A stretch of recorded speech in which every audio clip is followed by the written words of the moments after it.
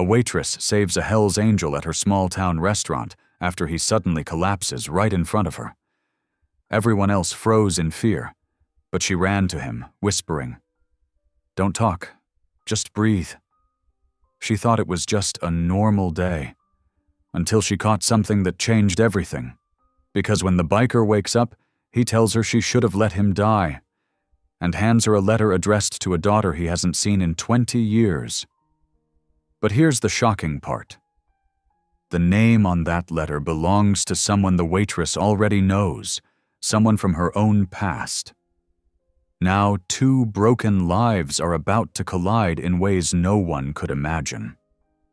What happens when the woman who saves your life discovers she's holding the key to your redemption?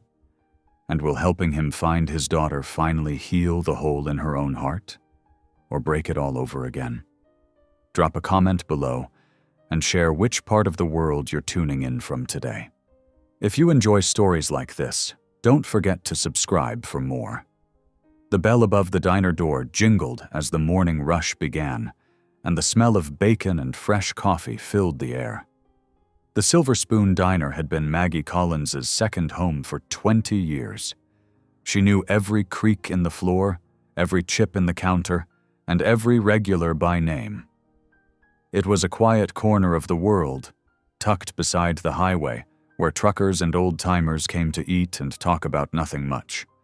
Maggie, with her soft gray hair pulled into a bun and her warm brown eyes, moved between tables with the grace of habit. "How's that pie this morning, Frank?" she asked a balding man by the window. "Still the best thing keeping me alive, Maggie," he chuckled. She smiled and topped off his coffee. Small talk, small kindnesses. These were the steady rhythms that made her life feel safe. But under that calm smile, Maggie carried a quiet ache. There were nights she still dreamed of her daughter, Emily, laughing in the kitchen. Waking up always hurt a little. By mid-morning, the usual chatter filled the diner. Then came the deep growl of an engine outside. Heads turned toward the window. A motorcycle rolled up, black and loud, stopping right by the door. The rider swung his leg over the bike, tall and broad, leather jacket worn from years of wind and road. A faded patch on the back read, "Hell's Angels." The diner fell silent. When he walked in, the bell gave a nervous jingle. His heavy boots echoed on the linoleum. Tattoos snaked down his arms, and his eyes, hard gray, like stone washed in rain, swept across the room. Maggie's heart thudded once. No one like him ever came here. He took a seat at the counter. Nobody spoke. Even the radio hummed softer, as if holding its breath. Maggie, ever professional, picked up her pad and went to him. "Morning," she said, her voice steady. "What can I get you?" He didn't meet her eyes right away. "Coffee, black, and eggs, whatever's hot." His voice was low and rough, like gravel rolling down a hill. "Coming right up," Maggie replied, forcing a friendly tone. As she poured his coffee, she noticed his hands, scarred, trembling slightly. He looked like a man who hadn't slept in days. His jacket smelled faintly of smoke and oil. The regulars whispered behind her. "Is that one of those outlaw bikers?" someone murmured. "He's trouble." Maggie ignored them. She brought him his plate, setting it down gently. "Careful, it's hot." He gave a short nod. For a long time, the only sound between them was the clink of his fork against the plate. When he finally looked up, she saw something unexpected in his eyes. Not anger, not pride, just deep, hollow pain. "Been a long ride?" she asked softly. He studied her face, as if surprised she cared. "Too long." Maggie smiled faintly. "Well, you found a good place to rest a bit." He didn't smile back. Instead, he stared down at his food, jaw tight. Minutes later, as Maggie wiped down a table, a loud clatter broke the quiet. The man's coffee cup fell, shattering on the floor. His body went rigid. Then he collapsed, face first onto the counter. Gasps filled the diner. Someone screamed. "He's having a heart attack!" Maggie dropped her rag and ran. The other customers froze. No one moved to help. But Maggie didn't think twice. She pushed chairs aside and knelt beside him. His skin was pale, lips turning blue. She pressed 2 fingers to his neck. No pulse. "Call 911!" she shouted. Her hands trembled as she tilted his head back. "Come on," she whispered. "Don't you dare quit on me." She started CPR, counting under her breath. 1, 2, 3. Breathe. She pressed again, harder. Her arms burned, but she didn't stop. The diner was silent except for the sound of her breath and the soft thud of her palms against his chest. "Don't talk," she murmured through tears. "Just breathe. Please, just breathe." After what felt like forever, his chest lifted slightly. A faint gasp escaped his lips. "He's breathing!" Maggie cried. Relief washed over her as the faintest color returned to his face. Moments later, the wail of sirens cut through the silence. Paramedics rushed in, lifting the man onto a stretcher. Maggie stood back, shaking, her apron smeared with coffee and tears. As they wheeled him toward the door, his hand reached weakly toward her. His fingers brushed hers. "You shouldn't have saved me," he rasped, barely audible. Maggie blinked. "What?" His eyes opened for just a second. Haunted. Broken. "You'll see." Then he was gone, the ambulance doors closing with a heavy slam. The diner remained frozen for several moments. Then, as if waking from a spell, people started whispering again. "Did you see that?" "She saved him." "He's one of those biker guys. Probably a criminal." Maggie barely heard them. She stood by the window, staring at the flashing lights, disappearing down the road. Her heart still pounded, her hands trembling as she pressed them against her chest. When her boss offered to let her go home, she shook her head. "No, I'll finish my shift." That night, after the last chair was flipped and the lights were dimmed, Maggie sat in the empty diner booth where the biker had fallen. The coffee stain still marked the counter. She traced it absently with her finger. Why would he say that? She whispered to herself. Outside, the parking lot was quiet, bathed in the yellow glow of the streetlight. Somewhere out there, a man she'd saved was fighting for his life, and she couldn't stop wondering what he'd meant. She turned off the lights and stepped into the cool night air, unaware that the man she had rescued would soon change everything she thought she knew about mercy, forgiveness, and the way grace sometimes shows up wearing leather and scars. 3 days later, the diner carried the same morning sounds: forks against plates, the hiss of bacon, the faint twang of an old country song. But something had shifted. Folks spoke softer when they came in, and their eyes often drifted to the booth near the counter, the booth where the biker had fallen. Maggie felt the change like a draft under a door. It made her move with extra care, as if noise might wake a sleeping child. By noon, the lunch crowd filled every seat. The bell over the door jingled again. Reporters. 2 of them. Both young, both eager, with notebooks already open and a camera hanging at the hip of the taller one. "Ma'am, are you Maggie Collins?" the woman asked. Maggie wiped her hands on her apron and nodded.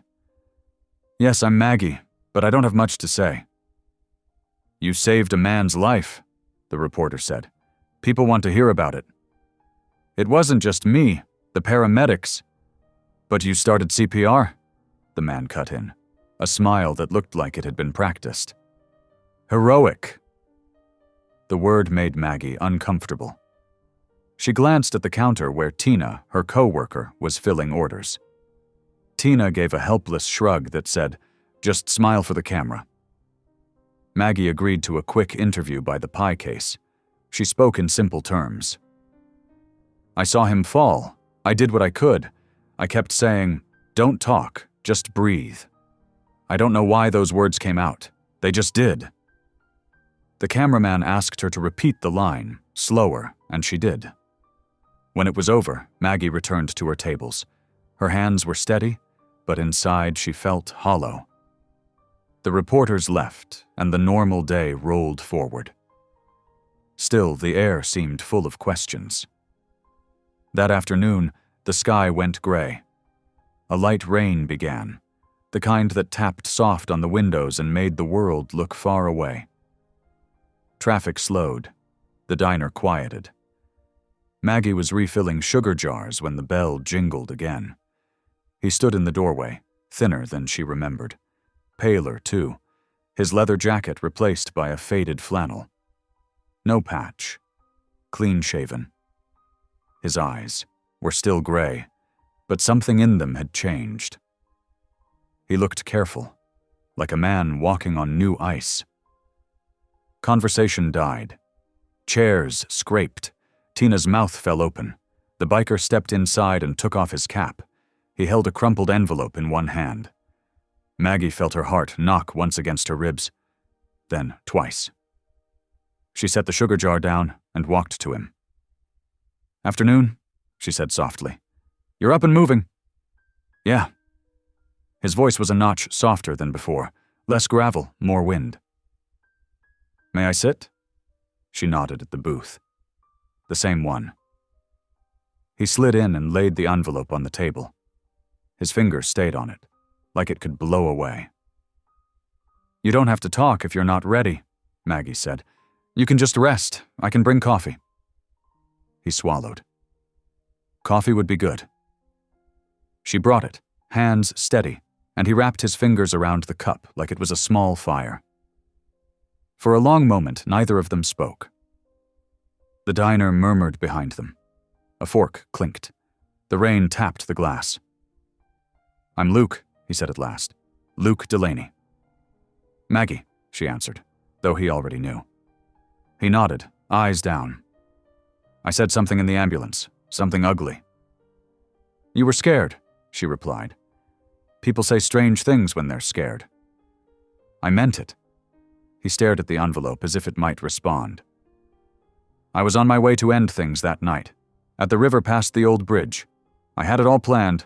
Last ride, last meal, no more trouble for anyone." He drew a slow breath.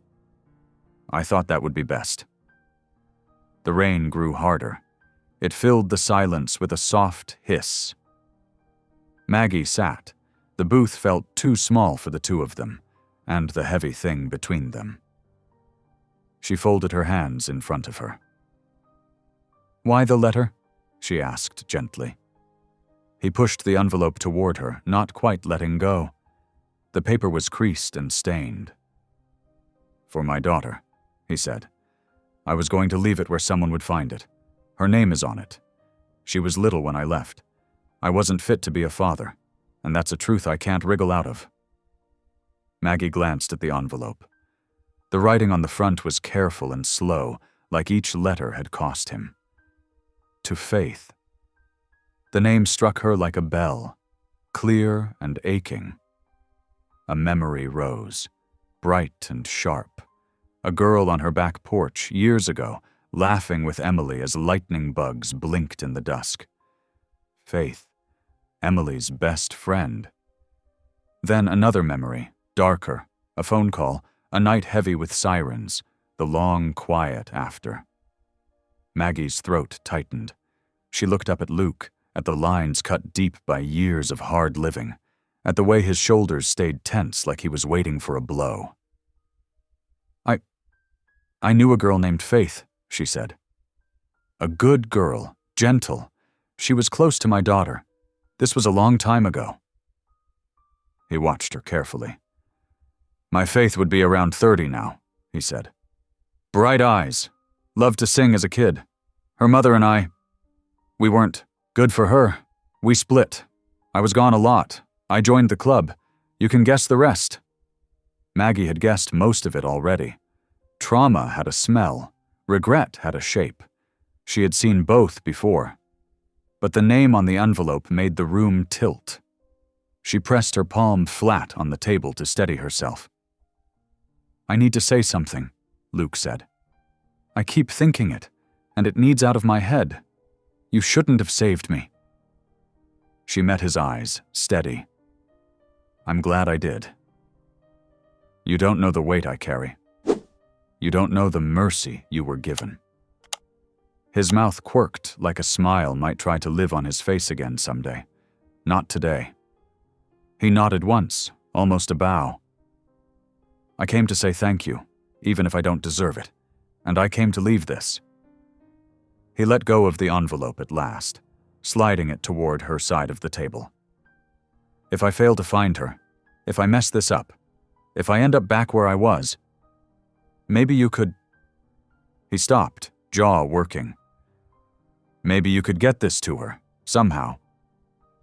"You're not going back to that bridge," Maggie said, gentle but firm. He exhaled, a sound close to a laugh and a sob at once. "I don't know where else to go." "Start here," she said. "Eat something. Then tell me what you do know about where she might be." He looked surprised. "You'd help me?" Maggie glanced down at the envelope again. The name drew her like a tide. "A long time ago I lost my daughter," she said, voice thin but steady. "The world turned gray for a long time after that. If there's a chance to keep even one person from that kind of hurt, yes, I'll help." A hush seemed to fall over the booth. He nodded, slow, like someone accepting a difficult truth. "All right," he said. "All right."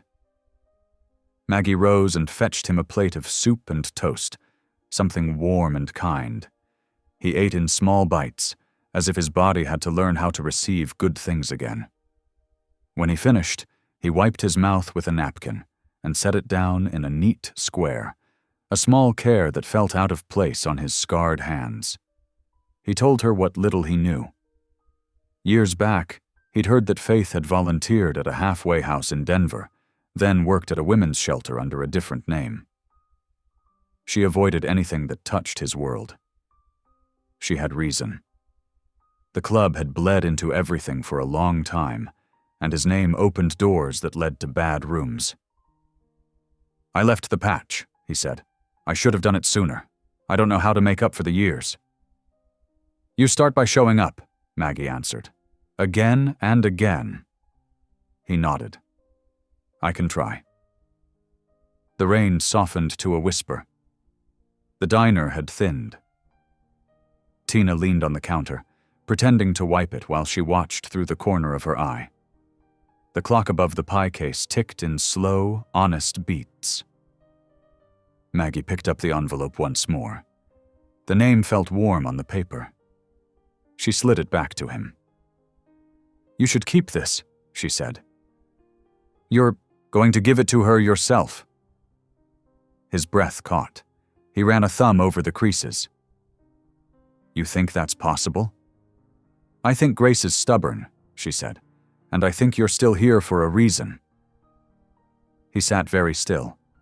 Then, with care, he slipped the letter inside his flannel pocket. He stood, a little unsteady, and reached into his other pocket. He placed a few bills on the table, too much for soup and coffee. "For the trouble," he said. "No trouble," Maggie replied. He hesitated. "Will you be here tomorrow?" "Every morning," she said. "This is my place." He nodded and moved toward the door. At the threshold, he paused and looked back. The gray in his eyes held the faintest light. "Thank you for telling me to breathe," he said. "You're welcome," she answered. "Come back. We'll make a plan." He stepped into the soft drizzle and was gone. The bell gave one last gentle jingle.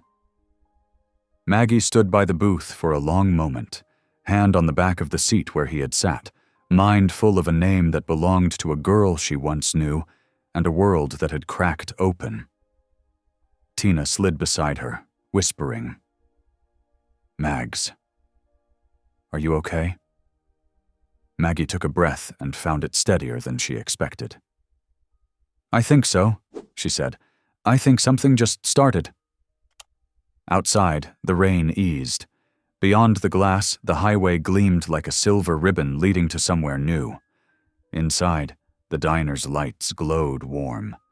Maggie picked up the empty cup, the neat napkin square, and the hope that had quietly taken a seat at her table.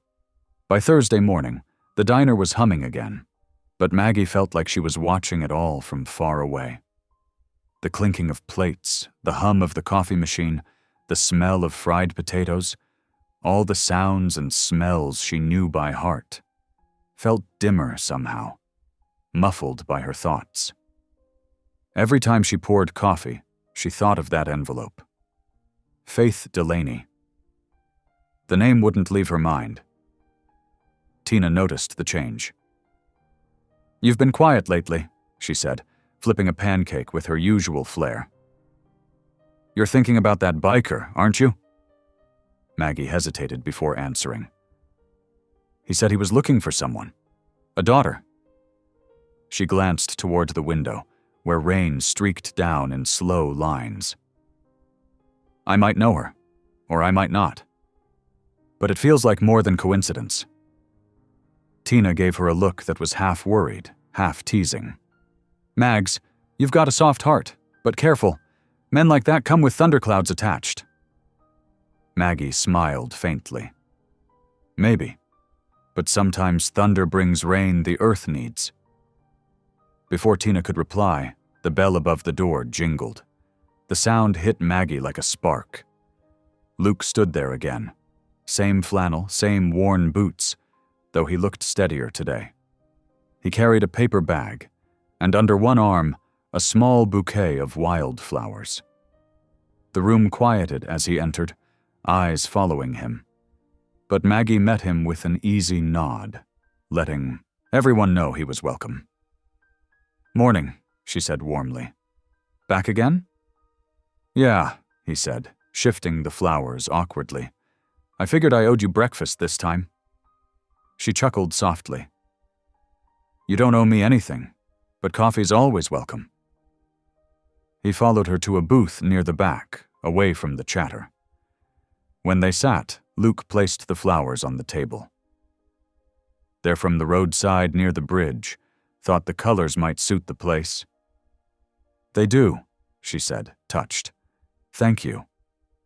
For a while, they ate in quiet rhythm, forks scraping plates, coffee steaming between them.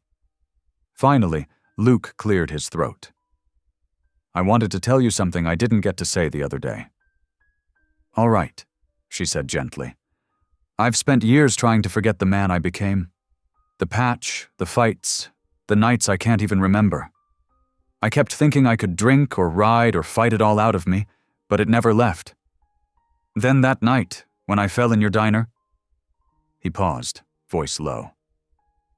"I thought maybe it was just my turn to pay the price, but you..." He looked up at her, eyes wet. "You didn't even hesitate." "I saw someone who needed help," Maggie said softly. "That's all?" He shook his head. "You saw a man everyone else was afraid to touch. That's different." Maggie folded her hands. "Maybe so.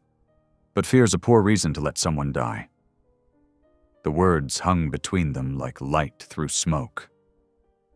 Luke reached into his pocket and pulled out the letter again. He smoothed it out on the table. "I've been carrying this for years," he said. "Every word's a confession I never got to say out loud." She looked at it quietly. "Would you tell me about her?" He nodded. "Her name's Faith. Her mother left when she was 10. I wasn't there. I told myself I was protecting them by staying away, but that's just another lie men tell themselves when they're ashamed." He swallowed hard. "Last I heard, she might be in Colorado Springs. Someone said she worked with shelters." Maggie's breath caught. "Shelters?" "Yeah," Luke said, unaware of her reaction. "Said she helps women. I thought that was fitting, considering the kind of man her father was." Maggie felt the air change around her, the image of Faith laughing beside Emily, barefoot, swinging her legs on the porch rail, flooded back. "If she's working with shelters," she said carefully, "I might know someone who can help us find her." "Us?" he asked, startled. "Yes," she said. "If you're serious about finding her, you're not doing it alone." He looked at her, uncertain, almost afraid. "Why would you help me?" Maggie looked out the window. Raindrops streaked down the glass like tears. "Because I've been where she is. I know what it's like to lose someone and never get the chance to say goodbye." She met his gaze again. "I won't let another person carry that kind of regret if I can help it." Luke stared at her for a long time, then nodded.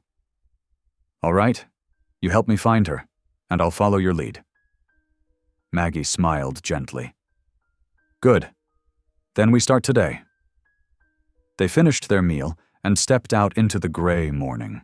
The rain had turned to a fine mist that hung in the air like breath. Luke's motorcycle was parked out front, but beside it, he'd parked a beat-up pickup truck. Old, but sturdy. "Bike's too loud for long rides," he said. "The truck's better for company." Maggie chuckled. "Good thinking." They drove through town, stopping at the library to use the computer.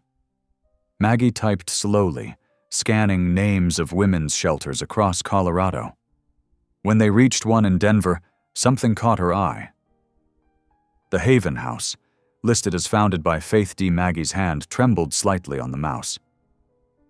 "This could be her," she said quietly. Luke leaned close, reading the words as if afraid they might vanish. "The Haven House," he murmured. "She really did it. She built something good." He exhaled shakily, hope and fear mingling in his voice. "How do we even start?" "We go there," Maggie said. "In person." Luke turned to her, surprised. "You'd come with me?" She nodded. "You're not walking into this alone. Besides, Denver's only a few hours away." For the first time, a real smile cracked Luke's face. Small but true. "Guess I'd better make sure the truck can handle it."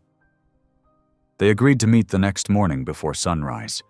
As Maggie watched him drive away, she felt something inside her shift, like an old door creaking open after years of being shut. That night, she couldn't sleep. She sat at her kitchen table with Emily's photo beside her and whispered, "If this is what you want me to do, Lord, give me courage." The next morning dawned cold and gold. The truck rumbled to a stop outside her cottage. Luke stepped out, holding 2 coffees and a nervous grin. "You sure about this?" "Not even a little," she said with a smile, "but we're going anyway." He opened the passenger door for her. She climbed in, setting her worn purse between them. The seat smelled faintly of leather and pine. As the truck rolled out of town, the diner's sign grew smaller in the mirror, its neon letters flickering against the sunrise. Neither of them spoke for a while. The open road stretched ahead, endless and bright, as if waiting for 2 lost souls to find whatever redemption lay at its end. The morning air was sharp and clean as the sun climbed above the trees, spilling gold across the truck's dusty windshield. Maggie sat quietly in the passenger seat, hands clasped around a travel mug of coffee. The hum of the road filled the silence between her and Luke. It wasn't an uncomfortable silence, just the kind that holds 2 people thinking about the same thing in different ways.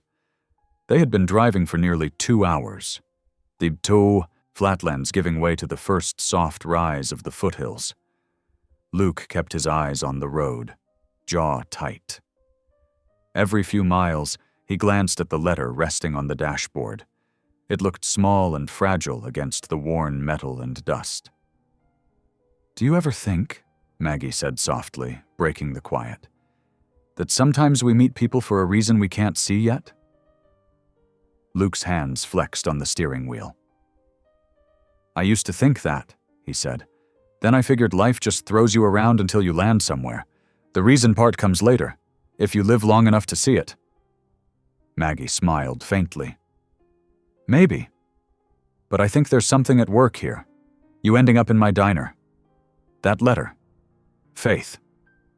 He didn't answer right away. The road curved through a line of cottonwoods, their branches flickering with light. Finally, he said, I hope you're right, 'cause I don't have much else to believe in. They reached Denver by early afternoon. The city buzzed with traffic and gray clouds. Maggie had always been more comfortable with the slow heartbeat of small towns. But she followed Luke's lead as they parked near a modest brick building tucked between two larger ones. A weathered sign read, The Haven House, a place for renewal. Luke's knuckles whitened on the steering wheel. She's really here, he murmured. Maggie placed a gentle hand on his arm. You don't have to do this alone. He nodded but didn't move. I've imagined this moment 1,000 times, he said quietly. In some of them, she forgives me. In most of them, she doesn't even look me in the eye. Maggie squeezed his hand. Whatever happens, it's better than never knowing. They got out and walked toward the door. The faint sound of laughter and voices floated from inside. Warm, comforting, human. Maggie could tell the building had seen love and hardship both. The kind of place that healed people from the inside out. Inside, the smell of fresh paint and coffee greeted them. A few women chatted at a table, folding donated clothes. A kind-faced woman with short dark hair approached. Can I help you?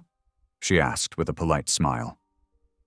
I'm looking for someone, Luke said, his voice low but steady.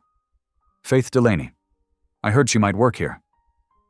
The woman's smile faded slightly. I'm sorry. Who's asking? I'm her father. For a long moment, silence stretched thin. The woman studied Luke's weathered face, then looked to Maggie, as if gauging the truth between them.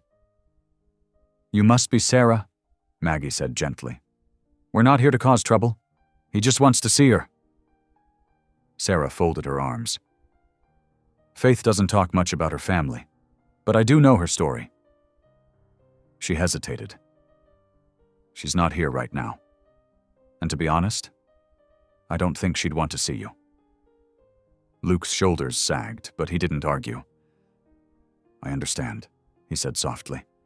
Could you give her this? He held out the letter, the corners slightly torn from being carried so long. Sarah hesitated, then took it carefully. I'll make sure she gets it, she said, but I can't promise she'll respond. That's enough, Luke said. Thank you. Maggie offered a grateful nod, and they stepped back outside. The door closed behind them with a soft click. For a moment, Luke stood motionless on the sidewalk, staring at the building. The city noises faded under the weight of disappointment. I thought maybe seeing her would make it real, he said finally, that she's okay, that she made it out of all that. She did, Maggie said quietly, and maybe that's enough for today. They walked back to the truck. The sky had turned overcast, the light soft and gray. When they climbed inside, Luke didn't start the engine right away. I used to tell myself that I'd make things right someday, he said, but someday always stayed a mile down the road. Maggie looked at him gently. Then maybe this is your start. Small steps count. He glanced at her, a faint flicker of warmth in his tired eyes. You always talk like you know how to fix people. She smiled, a little sad. I can't fix anyone. I just know what broken feels like. He nodded slowly, understanding. You lost someone, he said quietly. Your daughter. Maggie froze, surprised. How did you... The way you talk, he said simply, like someone who's learned to live with an empty chair. She swallowed hard. Her name was Emily. She was bright, stubborn, and thought the world could be better if people just tried harder. She and Faith were close. They used to sing on my porch until the fireflies came out. Luke stared out the windshield. Then you already knew my little girl better than I did. Maggie felt a sting of tears, but blinked them back. Maybe. But she's still your daughter, Luke. You get another chance, if you want it. He turned the key, and the truck rumbled to life. Yeah, he said softly. I want it. They drove in silence for a long time. The road stretched before them, headlights glowing in the drizzle. Somewhere between the city and the open fields, Luke spoke again. You said something before, about people meeting for a reason. Maybe this is it. Maybe you were meant to keep me alive long enough to do something right. Maggie smiled faintly. Maybe we were meant to remind each other what grace looks like. He glanced at her, then back at the road. You really believe that? She nodded. I do. By the time they returned to Dry Creek, night had settled. Luke parked outside the diner, where the neon sign flickered gently in the dark. Thank you, he said, for coming with me. For everything. You don't have to thank me, she said softly. Just promise me one thing. What's that? Don't give up now. He smiled. A small, real smile that looked almost new on his face. Not planning to. Maggie stepped out, the cool night wrapping around her like a soft blanket. She watched him drive away until the taillights disappeared into the dark. Inside, the diner lights glowed warm and steady. She paused before locking the door, her eyes lifting toward the stars. Please, Lord, she whispered, let him find his way home. And somewhere miles down the road, in a quiet brick shelter, a young woman named Faith Delaney held a worn letter in her trembling hands, tears blurring her father's handwriting. The next morning broke bright and cold, a wind sharp enough to sting the cheeks. Maggie stood on her porch with her travel bag at her feet, waiting. The sun was only a thin line of gold above the horizon when she heard the rumble of Luke's old truck climbing the gravel road. It pulled up beside her gate with a puff of dust and the faint creak of worn shocks. Luke leaned out the window, grinning a little. You ready? As I'll ever be, she said, locking the door behind her. She took one last look at her small cottage, the chipped paint, the geraniums by the window, and whispered a quick prayer under her breath before climbing into the passenger seat. The truck rattled as they started down the highway. The landscape rolled out before them, long stretches of grassland giving way to the rising outline of the mountains. For a while, neither spoke. The radio played softly, an old tune from the 70s humming like a heartbeat between them. Luke finally broke the silence. Haven't been on a road trip with anyone in 20 years? Maggie smiled. Then it's about time. He chuckled softly. Guess so. After a pause, he added, I never thought I'd be heading somewhere that felt hopeful. She turned to look at him. Hope sneaks up on you, usually when you stop looking for it. He seemed to think on that for a while. The truck rolled on past fields and fences, each mile smoothing some of the tension from his shoulders. Maggie could see a quiet determination growing in him. For the first time since he'd walked into her diner, he didn't look like a man ready to give up.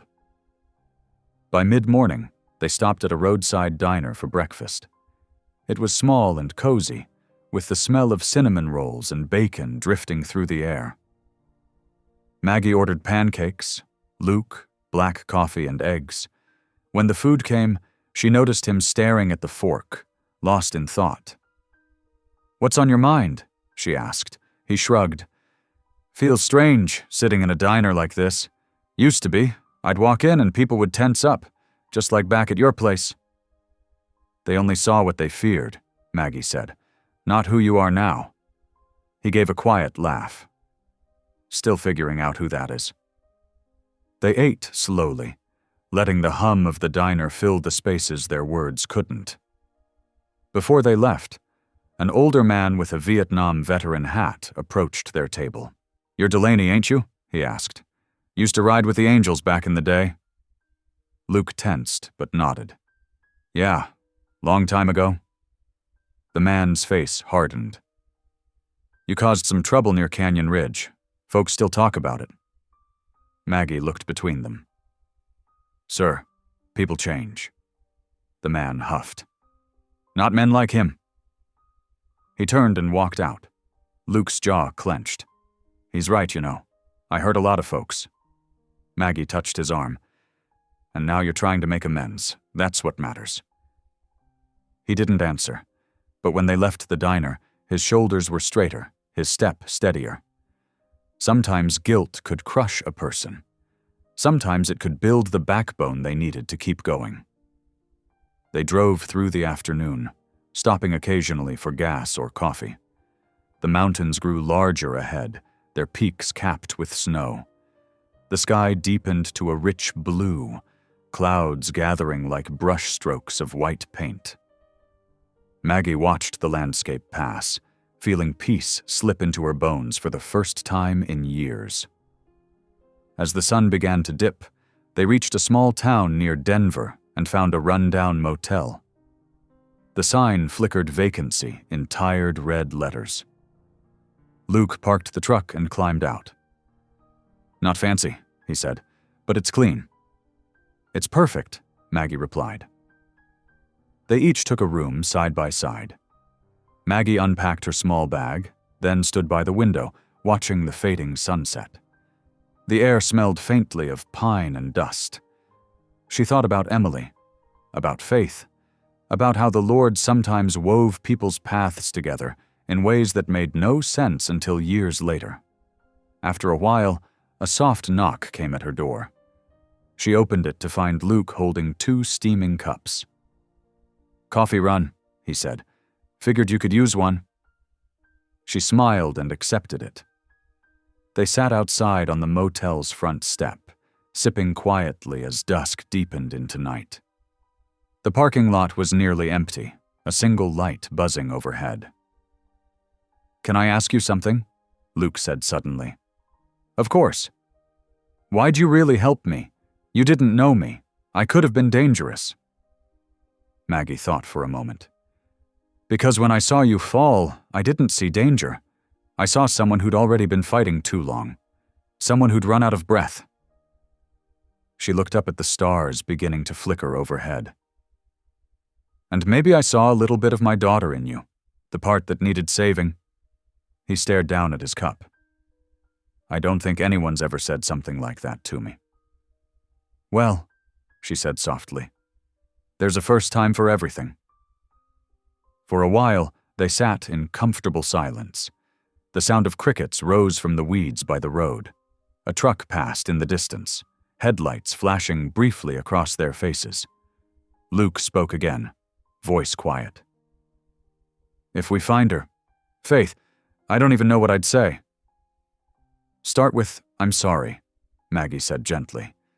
"Then tell her what you've done to change. Tell her the truth." He nodded slowly. "You make it sound simple." "It's not, but it's worth it." He smiled faintly. "You sound like someone who's done this before." She looked at him thoughtfully. "I've had to ask forgiveness too. It's not easy to face the people we've hurt, even when they're gone." He understood what she meant. They didn't speak of Emily by name, but she could feel the shared understanding settle between them like a quiet prayer. When the coffee was gone, Luke stood and stretched. "We'll leave early tomorrow," he said. "If we make good time, we can reach Pueblo by evening." "Sounds like a plan." He nodded, then paused. "Thanks, Maggie, for not giving up on me." She smiled softly. "That's not my style." He gave a small laugh, the first real one she'd heard from him, and walked toward his room. Maggie watched him go, feeling a deep calm spread through her. She whispered a small prayer of thanks before heading inside. Later that night, as she lay in bed, The hum of the highway faded into the sound of her heartbeat. She realized something she hadn't felt in years: hope. It wasn't loud or dramatic. It was steady, like a lantern glowing softly in the dark. And miles away, in a quiet shelter in Pueblo, Faith Delaney turned the letter over in her hands again and again. She hadn't opened it yet. Her fingers trembled, but her heart whispered a question she hadn't dared ask in years. Could he really have changed? By sunrise, the motel parking lot was covered in dew. The world smelled of wet asphalt and pine. Maggie stepped outside, stretching her arms as the light spread across the horizon. Luke was already by the truck, sipping coffee from a paper cup. He looked different this morning, calmer, but there was a shadow in his eyes that hadn't left since they'd visited the Haven house. "Morning," she said. He nodded. "Didn't sleep much." "Dreams." "Memories," he replied quietly, staring at the mountains ahead. "Funny how the things you try hardest to forget are the ones that never let go." They didn't talk much as they loaded up the truck. Maggie carried a small cooler packed with sandwiches and apples. Luke filled the tank and checked the tires. By 7, they were back on the road, heading south toward Pueblo. The rising sun painted the sky in shades of pink and gold, and Maggie couldn't help but think that maybe, just maybe, the day held promise. After a while, Luke spoke again. "I used to ride this highway all the time. Never once noticed how beautiful it is." "People don't see beauty when they're running," she said softly. He nodded. "Guess that's true." They stopped around noon in a small town outside Colorado Springs. The place was quiet. Just a few shops, a dusty park, and an old church with a white steeple. A hand-painted sign in front of the church read, "Veterans Center. Hot meals served. Daily." Maggie looked over at Luke. "You said you served once, didn't you?" He hesitated. "A lifetime ago." "Maybe we stop here," she said. "Just for lunch." Luke agreed, though his shoulders stiffened as they parked. Inside the building smelled of soup and old wood. Volunteers served chili to a handful of men, some young, some older, all carrying the same tired look in their eyes. When they saw Luke, a few nodded in recognition. One man, tall with a limp and a gray beard, clapped Luke on the shoulder. "Delaney, I'll be damned. You're still breathing." Luke managed a smile. "Barely." The man chuckled. "Heard you left the club. Good choice." "Trying to do something better," Luke said. Maggie stood beside him, quietly watching the exchange. It was strange seeing him here, not as the hardened biker from that first day, but as someone who belonged to something real once, something human. As they ate, Luke helped fix a wobbly table leg while Maggie ladled soup. The director of the center, a kind man named Bill, asked Luke to speak to a younger veteran who'd been struggling. Luke hesitated, then sat beside the young man. They talked quietly for a while. Maggie caught pieces, words like regret, forgiveness, and start again. When they left an hour later, the tension in Luke's shoulders had softened. "That was good of you," Maggie said as they walked to the truck. He shrugged. "Didn't do much." "You showed up," she replied. "That's always the hardest part." He smiled faintly. "You sound like you've been teaching Sunday school all your life." She laughed softly. "Hardly. I just believe folks can change if they want to." They drove in silence for a while. The road wound along the edge of the plains, dotted with red barns and patches of wildflowers. Luke reached over to turn on the radio. A gentle country tune filled the cab, something old and familiar. Maggie found herself humming along without realizing it. "Emily used to sing that," she said suddenly, catching herself. Luke looked over. "Your daughter?" She nodded. Yeah, she had a voice that could stop you in your tracks. Faith loved it too. They sang together all the time. Luke's gaze lingered on her face. You ever stop missing her? Maggie looked out the window. No, but the pain changes. It becomes something else. Something quieter, softer. You stop fighting it, and you start carrying it instead. He nodded slowly. That's how I feel about Faith. Like I've been carrying her ghost for years. Maybe it's time to let her live again, Maggie said gently. Not as a ghost, but as a person you can still reach. They reached Pueblo by late afternoon. The town spread out across the flat land, red brick buildings and small shops glinting in the sunlight. Luke pulled into the parking lot of a small motel on the edge of town. The sign flickered, "Welcome travelers." Inside the room, Maggie sat on the bed while Luke stood by the window, hands in his pockets. Tomorrow, he said quietly. We'll find her shelter and try again. Maggie nodded. And if she doesn't want to see you? Then I'll leave the letter. I just need her to know I'm not the same man I was. Maggie's heart ached for him. She saw the fear behind his steady voice, the fear of rejection, of being too late. That evening, they sat outside as the sky turned purple and gold. Luke built a small fire in a rusted barrel behind the motel, and they ate sandwiches from the cooler. The scent of wood smoke filled the air. Do you ever pray? She asked quietly. He stared at the fire. Used to. Stopped when I figured God quit listening. Maggie watched the flames dance. Maybe he didn't stop. Maybe you just stopped talking. Luke said nothing for a long time. Then, in a voice rough with emotion, he whispered, You really think a man like me can be forgiven? Yes, she said simply, because if not, then none of us stand a chance. He looked at her then, eyes glinting with something new. Hope, fragile but real. Maybe I'll try talking again, he murmured. That's a good place to start. The stars blinked to life overhead, scattered across the dark sky. The world felt still and wide. For the first time in years, Luke closed his eyes and let the quiet settle inside him. Later, when they turned in for the night, Maggie knelt by the window and whispered a prayer of her own.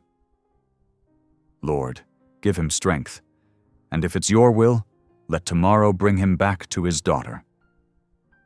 Across town, in the small brick building of House Pueblo, a woman with kind eyes and tired hands stood at her office desk, staring at a worn envelope. Her name was Faith Delaney. She hadn't opened it yet, but tonight, something in her heart told her she soon would. The next morning dawned pale and quiet, with a silver mist hanging low over the ground. Maggie and Luke sat in the motel's small breakfast area, each nursing a cup of coffee. The old clock on the wall ticked steadily, filling the silence between them. Luke's hands were clasped around his cup, knuckles pale. I didn't sleep much, he said at last. Neither did I, Maggie admitted. It's the waiting that's hard. He nodded, eyes fixed on the window. Outside, the town was just waking up. Cars rolling down Main Street, a few people walking dogs, a paperboy tossing the morning news. Everything seemed so normal, so far removed from the weight sitting between them. After breakfast, they drove to House Pueblo, the shelter Sarah had mentioned. The building was old but cared for, a red brick structure with white trim, flower boxes under the windows, and a sign that read, A safe place to begin again. Maggie felt her chest tighten as they parked. This is it, she whispered. Luke sat still for a long moment, staring at the entrance. You ever get scared doing the right thing? Every time, Maggie said softly. But we do it anyway. He gave a single nod, then got out of the truck. His boots crunched on the gravel as they walked toward the door. A woman in a tan sweater stood at the front desk when they entered. Her name tag read, Sarah Whitmore. Sarah recognized them immediately. Her expression softened, but there was caution in her eyes. "You came back," she said. Luke nodded. "I wanted to see her. Faith." Sarah folded her arms. "I gave her your letter. She read it." Luke's breath hitched. "She did?" "Yes. She's here, but she's not ready to see you." Sarah's voice was kind but firm. "She said she needed time." Luke's shoulders slumped, the hope draining from his face. "I understand," he said quietly. "Could you tell her, I'll wait, however long it takes?" Sarah studied him for a moment, then gave a small nod. "All right. You can wait in the courtyard if you like. There's a bench under the oak tree." "Thank you," Maggie said gently. Outside, the courtyard was peaceful. Brick paths, garden beds, and an old oak tree shading a wooden bench. Luke sat down slowly, resting his hands on his knees. Maggie sat beside him, her eyes following the branches swaying overhead. "She read it," Maggie said softly. "That means she listened. Doesn't mean she forgives me." "No," Maggie said, "but it means she hasn't given up on you either." Luke leaned forward, elbows on his knees. "You make it sound easy." "It isn't," she said simply, "but grace never is." They sat for hours. Sarah brought them water, and at one point, Maggie helped her carry boxes of donations inside. Luke stayed on the bench, silent, lost in thought. Occasionally, he looked toward the windows of the shelter, hoping for a glimpse of his daughter. By late afternoon, Sarah came out again. "She won't come today," she said gently, "but she asked me to tell you something." Luke looked up, eyes searching. "What?" She said, "Tell him I remember." Luke's breath caught. "Remember what?" She didn't say. Sarah left them then, her words hanging in the air. Maggie laid a hand on his arm. "That's not nothing, Luke. Sometimes remembering is the first step toward forgiveness." He nodded faintly, staring down at the ground. "Maybe," he whispered. As the sun dipped low, painting the courtyard gold, Maggie turned to him. "Why don't you tell me about her?" He hesitated, then began to speak. "Faith was always the light in a dark house. She'd sing to drown out the fights between me and her mom. She used to braid my hair when I let it grow too long. I wasn't much of a father, but she never stopped loving me, even when I didn't deserve it."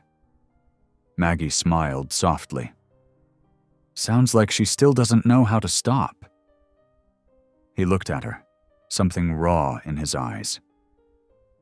"You really think she'll see me again?" "Yes," Maggie said with quiet certainty. "But not on your time, on God's." He gave a short, weary laugh. "He's got a strange clock." "That he does," Maggie agreed, smiling. As the evening deepened, they walked back to the truck. The streetlights flickered to life, and the shelter glowed warmly behind them. Luke paused before getting in, looking back at the building. "I'll come back tomorrow," he said. "I'll be right beside you," Maggie replied. They drove to a small inn nearby, the kind with lace curtains and a front porch swing.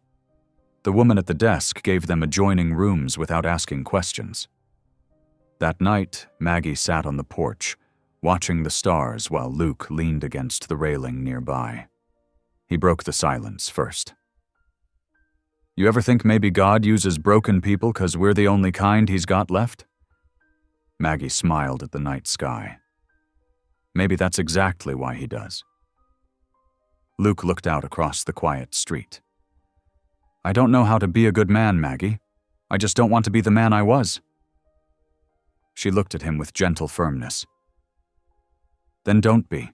Every day you wake up and choose better, that's redemption." He was quiet for a long time. Then, in a soft voice, he said, "You've got a way of making hope sound possible." "It is," she said, "even for you." Later, after Luke turned in, Maggie stayed outside a while longer. She thought about Emily, her laughter, her faith, the way she'd always believed in people. Maybe that was what this journey was about, finishing what her daughter had started. When Maggie finally went inside, the town was silent except for the hum of the streetlights. Across the city, in a small room at Haven House, Faith sat on her bed, the opened letter in her lap. Her tears had dried, but her heart was still trembling. "He says he's changed," she whispered to herself. "Can people really change?" Then she looked out the window and saw a truck idling down the road, its headlights glowing faintly under the oak tree, and for reasons she couldn't explain, she didn't look away. The next morning dawned soft and clear, the kind of morning that promised something new. Maggie woke before sunrise, her heart already stirring with nervous hope. She brewed a small pot of motel coffee and stood by the window as the first streaks of light crept across the parking lot. By the time Luke knocked on her door, she was ready. He looked restless, like a man walking toward both salvation and judgment. "You sure you're up for this?" she asked. He nodded. "If she'll see me, I need to be there." "Then let's go," Maggie said, grabbing her shawl. They drove in silence to the shelter. The air smelled faintly of dew and lilacs. Luke's hands gripped the steering wheel tightly, as if it were the only thing keeping him steady. When they parked, he just sat there for a moment, eyes fixed on the front door. "I keep hearing her laugh," he said finally. "From when she was a kid. That sound's been echoing in my head all night." Maggie gave a small, sad smile. "Maybe that's her way of calling you back." Luke swallowed hard, then nodded and got out of the truck. Together they walked toward the door, their footsteps echoing softly against the concrete. Inside, Sarah Whitmore was waiting. She gave them both a kind, steady look. "She's here," she said quietly. "She wants to talk to you." Luke froze. "She does?"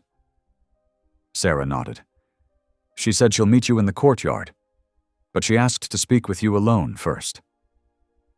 Luke's breath came shallow, his eyes darting toward the window that looked out over the small garden. "All right," he said, his voice shaking. Maggie touched his arm.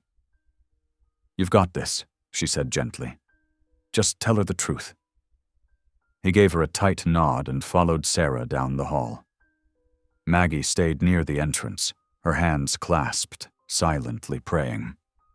Out in the courtyard, Faith stood beneath the oak tree. The sunlight filtered through the leaves, catching strands of her dark hair and turning them to gold. She was older now, with quiet strength in her posture. But her eyes, those soft, gray-blue eyes, were the same ones from the photograph on Maggie's fridge. Luke stopped several paces away, afraid to step closer. His throat worked, but no words came. Faith watched him carefully, her expression unreadable. "Hi," she said finally, her voice calm but fragile. "Hi," Luke echoed. The word came out rough, almost foreign. For a long moment, neither spoke. The air between them felt heavy with everything that had been lost. Finally, Luke said softly, "You look like your mama, only stronger." Faith folded her arms. "You look tired." He huffed a quiet laugh. "Yeah, life'll do that." A silence stretched again. Then Faith said, "I read your letter." He nodded, his voice barely a whisper. "I didn't expect you to." "I almost didn't," she admitted. "But curiosity won. I wanted to see what kind of man could write something like that. I didn't expect to see regret." Luke's eyes flicked up to hers. "Every word was true, Faith. I don't deserve forgiveness. I just wanted you to know I'm sorry." Faith looked away, blinking fast. "You weren't there, Dad," she said quietly. "When Mom left, I waited for you. Every night I thought you'd come. I'd sit by the window until sunrise." His voice broke. "I know. I was a coward. I thought staying away was better than facing you with what I'd become." Her jaw tightened. "And now?" "Now I'd give anything to go back and be the father you needed," he said. "But I can't. All I can do is try to be better today." Faith's eyes glistened. "You really changed?" He nodded. "I'm trying. It's not easy. Some nights I still hear the old me whispering in my head. But there's a woman who saved my life, literally, and she keeps reminding me that grace doesn't run out." Faith blinked. "The waitress?" He smiled faintly. "Yeah. She's got more courage than anyone I know. Said God's not done with me yet. I'm starting to believe her." Faith took a deep breath and stepped closer. "You know what hurt the most?" she said. "It wasn't that you left.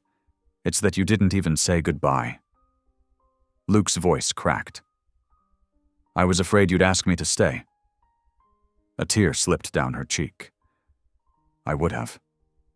He reached out, then stopped himself, afraid she'd pull away, but she didn't.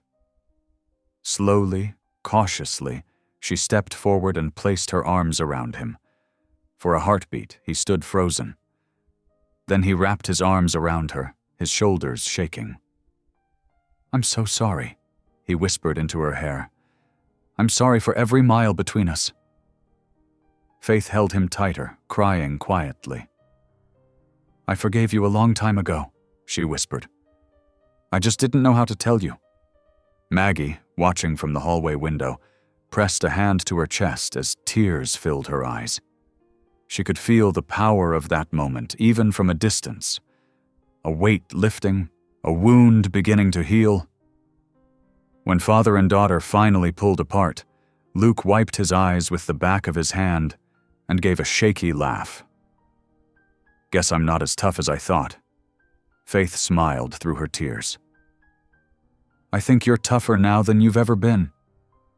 They sat on the bench together under the oak tree, talking for nearly an hour. Faith told him about the shelter, about the women she'd helped, about the pain that had driven her to help others find peace. Luke told her about the years he'd wasted, and how he planned to make the rest of them count. When Maggie finally stepped outside, Faith looked up and smiled. "You must be the waitress," she said warmly. Maggie laughed softly. "Guilty." Faith stood and hugged her without hesitation. "Thank you," she whispered, "for saving him." Maggie hugged her back. "Oh, honey, he's the one doing the saving now." The three of them sat beneath the oak tree until the sun began to sink. It was quiet, peaceful, the kind of silence that comes after years of noise. For the first time, Luke looked content. But peace, Maggie knew, often came with a test. As they walked toward the parking lot that evening, a low growl of motorcycle engines echoed from the street. Luke stiffened instantly. Across the road, 3 men on bikes slowed as they passed, their jackets bearing a familiar insignia, a rival gang's symbol. One of them smirked and gave a mock salute before speeding off. Maggie felt the air tighten. Who were they? Luke's expression hardened. "Trouble," he said quietly. "From the life I left behind." Faith's face paled. "They know you're here." He nodded grimly. "They always know." Maggie's heart sank as the roar of engines faded into the distance. The peace of the day dissolved into a shadow that stretched long over the setting sun. "Let's get you both somewhere safe," she said firmly. Luke nodded, his hand instinctively brushing the pocket where his daughter's letter had once been, now replaced by something new. Purpose. But as he looked back toward the road, he knew that ghosts weren't the only things following them. The next morning, The peace that had filled Maggie's heart vanished with the low growl of engines on the wind. Luke stood at the motel window, his shoulders tense, eyes narrowed toward the road. "They found me," he said quietly. Maggie joined him, coffee trembling in her hands. 3 motorcycles slowed near the shelter, their riders circling like wolves. "That's Harlan," Luke muttered. "Used to be my brother. Now he wants blood." Before Maggie could answer, the roar of engines exploded. The bikers stormed the courtyard, shouting threats, breaking windows, scattering terrified women. Luke ran toward the chaos without hesitation. He fought hard, defending Faith and the others, but 3 against 1 was too much. Maggie grabbed a metal rod, striking one attacker, buying him seconds. Sirens wailed in the distance, flashing lights cutting through the dust. When it was over, the gang fled, leaving destruction behind. Luke lay on the ground, blood at his temple, breathing ragged. Maggie knelt beside him, pressing her hands to his chest, whispering through tears, "Don't talk, just breathe." His eyes fluttered open. "You said that once before," he rasped. "And I meant it," she said.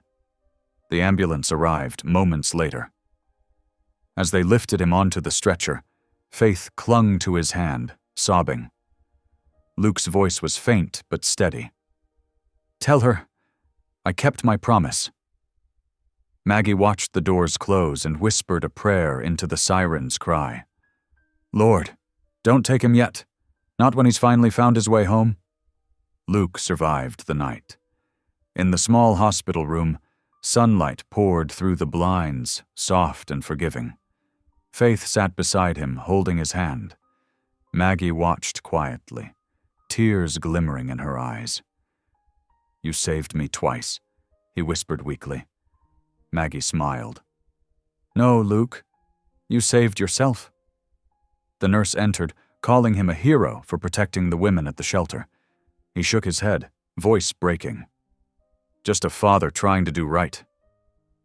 Faith leaned close, whispering, "You did, Dad." Outside, church bells rang, marking a brand new morning of grace. Weeks later, the diner reopened with a new name, Faith's Place. The sign above the door shone bright under the morning sun, and the smell of cinnamon rolls drifted into the street. Inside, Luke worked the grill, humming softly while Faith greeted customers with her warm smile.